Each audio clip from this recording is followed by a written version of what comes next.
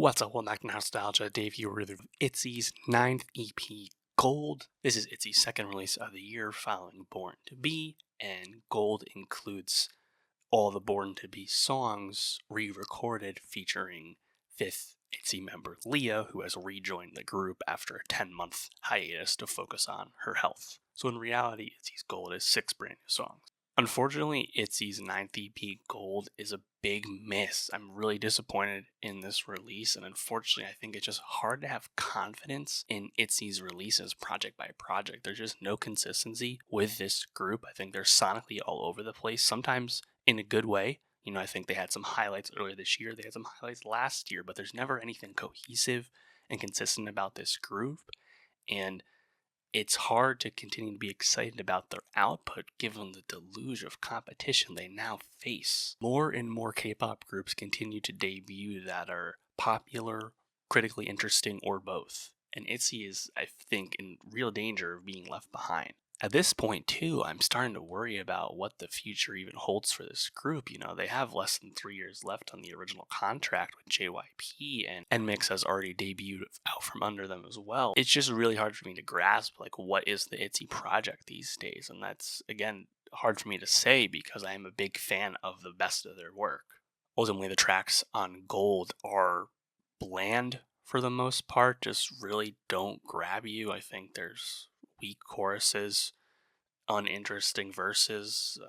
Sometimes the beats don't do anything for me. Sometimes the beats are all over the place and it's a complete Frankenstein of a song. More than anything, though, I think the back and forth scattershot nature of their output and its quality and its direction is what's most disappointing to me. Going through the tracks, you know, title track Gold has these big guitar chords, the drums hit really hard in the start, these playful verses, you hear the Leah presence right away, and it's like, okay, this is at best, or sorry, at minimum, it's weird, it's off trend, which can be interesting, and the chorus is really just okay. It's kind of a mismatch of vocals. I don't love the mix on it. Like, it's just a song that doesn't really come together to me. Track 2, Imaginary Friends. I mean, the song is pretty sleepy for the most part. I enjoyed some of the Rujin vocals. They're a bit livelier and the guitar kicking in halfway through, but it's not a song that leaves much of an impression.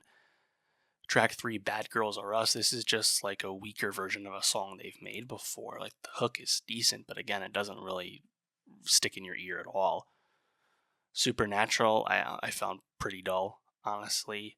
I think the best song on here would be track 5, the lyrical sentiment about all the members of the group, easy to latch onto. The chorus is pretty lively. I think Rujin has another pretty energetic verse that's, you know, nice to latch onto with that. And then the last track, They, features Changbin of Stray Kids, of course their JYP label mate, and this has this big bombastic beat, but I think the vocal performance is pretty staid for the most part, and the I'm walking my Vey line is just super boring and repetitive, and it has a really fun outro, honestly, and I think I needed more of that kind of energy on this project. And yeah, I mean, like, obviously I think most ITZY fans are not expecting them to drop a new Wannabe, you know, but on the other hand, it's like you keep latching on to like that era of the group, that type of music, but it just feels like since they've kind of like left the like traditional girl crush style of K-pop music making, I don't say behind, but they're just less interested in that convention.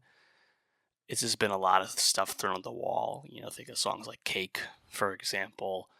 And on the other hand, sometimes things do really work. I thought Untouchable earlier this year was one of their best highlights in the last few years, you know, but just the lack of consistency, the lack of quality output is frustrating. You know, there's like a song or two or moments on a few songs each project, and that's all I can really grasp.